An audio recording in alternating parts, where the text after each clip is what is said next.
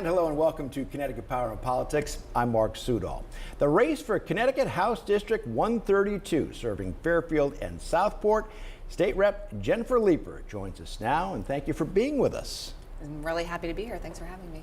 So tell us, you've been doing this for a little while now. Why are you running again? I think, we've done a pretty good job over the past 4 years of getting Connecticut's fiscal house in much better shape.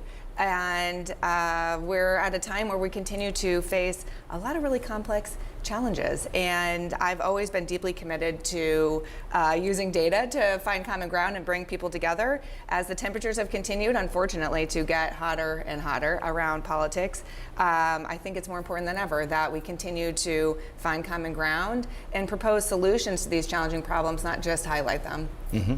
Now, I know the UI monopole situation was certainly a big topic that angered a lot of people, especially in Southport. I know you and Tony Wong were on that committee about this.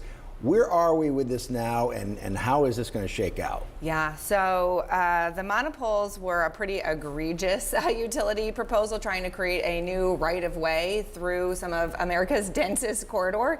And we were successful in passing really meaningful reforms to the Siting Council process to make it more equitable, hold utilities accountable for actually being more transparent about what they propose and the alternatives that in the past they themselves got to rule out without showing any sort of financials. Now they'll have to disclose all of those things. And we even introduced penalties for if they fail to do any of the new requirements. But for our specific proposal, the town of Fairfield appealed the Siting Council decision, and we're feeling pretty optimistic about our odds in that appeal.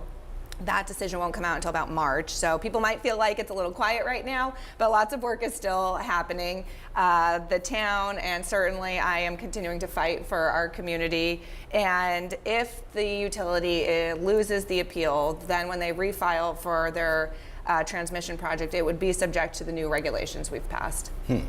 What are some of the other issues of your district? Yeah, so there's a lot of really big issues in Fairfield. Oh, yeah. Certainly housing is one of the top concerns I hear in our district. We both have a housing crisis. It's one of the top drivers for the unaffordability of Connecticut and certainly Fairfield County. And also the need to balance that for development that fits into the scale and scope of our communities.